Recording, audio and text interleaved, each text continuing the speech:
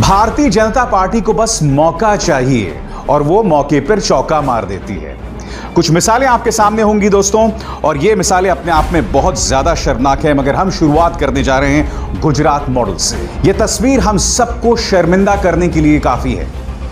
यह तस्वीर हमारे हुक्मरानों को शर्मिंदा करने के लिए काफी है, जो भारतीय जनता पार्टी मौके पर चौका मारती है और ऐसे मौके पर भी सियासत करती है, और ऐसे मौकों को भी वो अपनी निजी सियासत के लिए इस्तेमाल करती है। उनको मैं एक वीडियो दिखाना चाहूंगा। आप देखिए कि आपने इस देश के गरीब की क्या हालत कर दी है। ये वीडियो देखिए। जी हां, चाहे बच्चे, चाहे औरतें और चाहे वहां का सबसे बड़ा अस्पताल, और इस सब मुद्दे पर पूरी तरह से खामोशी छाई हुई है। जी हां, मौके पर चौका। भारतीय जनता पार्टी ऐसा कोई मौका नहीं छोड़ना चाहती। संकट भी हो, त्रासदी हो, उसमें भी वो अपनी राजनीतिक रोटियां सेक लेती है। याद है आपको पुलवामा में जो हमला हुआ था, जिसमें हमारे 40 जवान शहीद हुए थे? तब भी चुनाव आयोग लगातार कह रहा था कि इस मुद्दे का सियासी तौर पर इस्तेमाल ना करें, मगर प्रधानमंत्री नरेंद्र मोदी से लेकर अमित शाह से लेकर भारतीय जनता पार्टी का हर छुट भैया नेता इस मुद्दे का सियासी तौर पर इस्तेमाल करता रहा। अब खबर क्या आई है आपके स्क्रीन पर? यह तस्वीर आपको याद है ज्योति पासवान का। यह गुरुग्राम से बिहार तक अपने पिता को लेकर गई। उसके पिता की तबीयत ठीक नहीं थी और यह अपने पिता को साइकिल में लेकर गई। यह तस्वीर हम सबको शर्मिंदा करने के लिए काफी है। यह तस्वीर हमारे हुक्मरानों को शर्मिंदा करने के लिए काफी है। वो हुक्मरान जिन्होंने गरीब को सिर्फ लॉकडाउन के लिए 4 घंटे का वक्त संभलने के लिए दिया था, मगर अब जैसे मैंने कहा ना कि भारतीय जनता पार्टी के नेता हर मौके पर चौका मारने के लिए तैयार है। आपके स्क्रीन पर यह हैं केंद्रीय मंत्री रविशंकर प्रसाद, जो कि अपील कर रहे हैं किरण रिजिजू से, खेल मंत्री किरण रिजिजू से अपील कर रहे हैं कि ज्योति पासवान जो है उसने बहुत मुश्किल वक्त में अपने पिता को गुरुग्राम से बिहार की ओर ले गए। आप इस बच्ची का हौसला बढ़ाएं और खेल के क्षेत्र में आप इसका परीक्षण करें।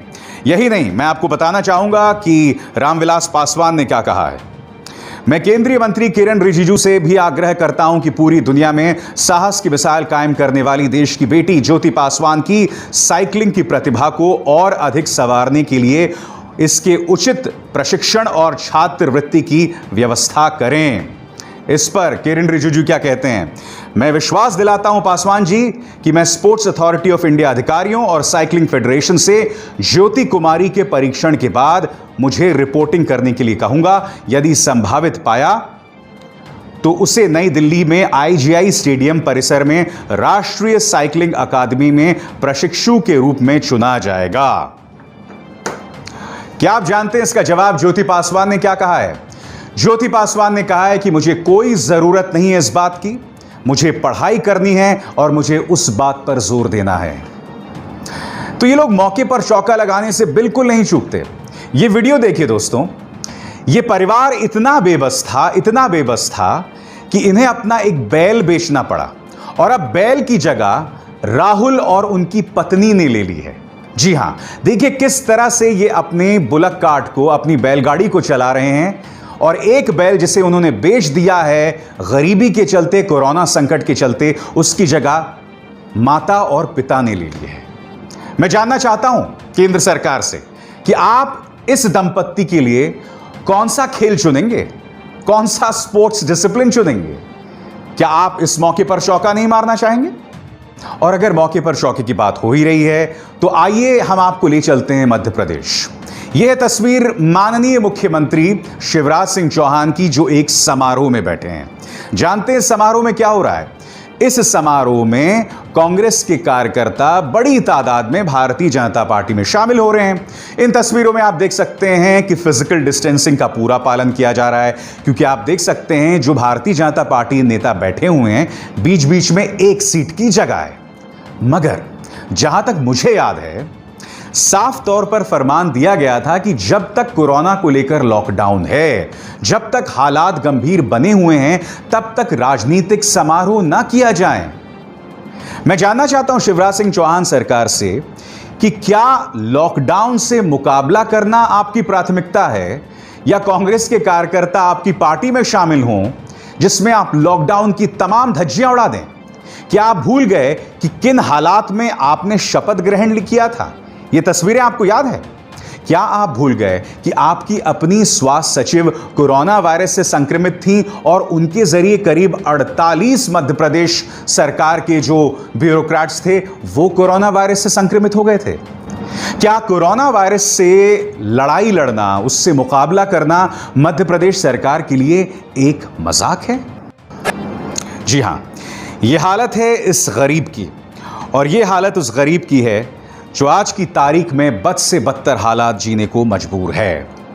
और क्या आप जानते हैं कि इस मौके पर जब सरकार को एक मानवीय चेहरा दिखाना चाहिए अपने नागरिकों के प्रति, जामिया मिलिया की एक छात्रा सफूरा जरगर को जेल भेज दिया जाता है।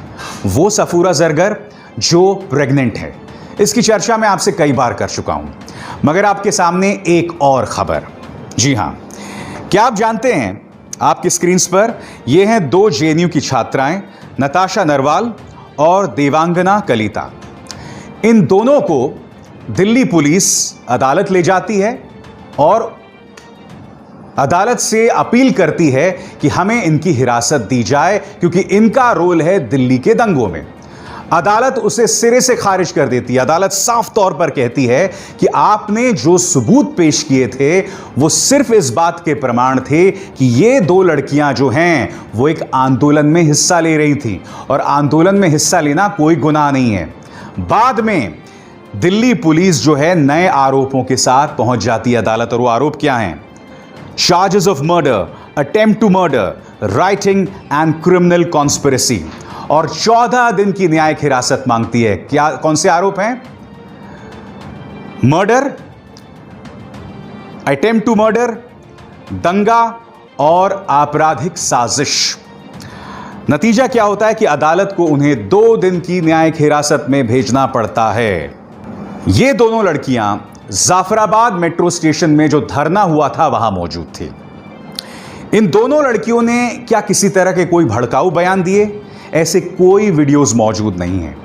मगर मैं आपको बताना चाहता हूं कि यह शख्स कपिल मिश्रा पहुंचा था जाफराबाद मेट्रो स्टेशन और वहां पर उसने यह भड़काऊ बयान दिया था पुलिस की मौजूदगी में। ट्रंप के जाने तक तो हम शांति से जा रहे हैं, लेकिन उसके बाद हम आपकी भी नहीं सुनेंगे अगर रास्ते खाली नहीं हुए। अब मैं आपको इंडियन एक्सप्रेस की ये रिपोर्ट दिखाना चाहता हूं। इंडियन एक्सप्रेस की रिपोर्ट के मुताबिक जो पुलिस के हवाले से आई थी, जैसे ही कपिल मिश्रा ये भड़काऊ बयान देता है, ढेरों व्हाट्सएप ग्रुप्स क्रिएट हो जाते हैं और उन व्हाट्सएप ग्रुप्स में भड़काऊ वीडियोस चलाए जाने लगते हैं। नतीजा, दिल्ली में जोरदार दंगे और 60 के करीब लोगों की मौत। क्या अब तक तुमने कपिल मिश्रा से पूछताछ की है? गिरफ्तारी तो चलो मैं बोल ही नहीं रहा हूं, मगर क्या तुमने अब तक इस शख्स से पूछताछ की है? और दूसरी तरफ उन 2 लड़कियों पर आपने ये तमाम आरोप लगा दिए जिन्हें न्यायिक हिरासत में देने से अदालत ने पहली मर्तबा मना कर दिया था। तो देखा आपने, कितनी महान पार्टी है ये, कितनी महान सरकार है कि हर मौके पर चौका मारने से नहीं चूकती। न्यूज चक्र में बस इतना ही। मेरी आप सबसे अपील कि इस कार्यक्रम को ज्यादा से ज्यादा लोगों तक पहुंचाएं, और हां, आप सबको ईद की मुबारकबाद। मैं उम्मीद करता हूं कि अगला 1 साल हम सब के लिए खुशियां लेकर आएगा, हम सब के चेहरों पर मुस्कान होगी। मैं जानता हूं कि साल 2020 जो है वो बहुत अच्छा साल नहीं रहा है, मगर मैं उम्मीद करता हूं कि आने वाला वक्त हम सब के लिए अच्छी खबर लेकर आएगा, पर मुस्कान होगी। मैं जानता हूं कि साल 2020 जो है वो बहुत अच्छा साल नहीं रहा है, मगर मैं उम्मीद करता हूं कि आने वाला वक्त हम सब के लिए अच्छी खबर लेकर आएगा।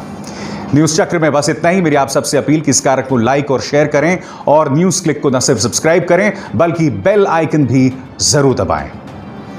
नमस्कार।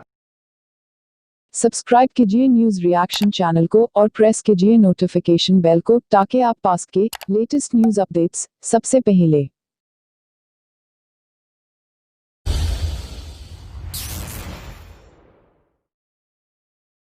सब्सक्राइब कीजिए न्यूज रिएक्शन चैनल को और प्रेस कीजिए नोटिफिकेशन बेल को ताकि आप पास के लेटेस्ट न्यूज अपडेट्स सबसे पहले।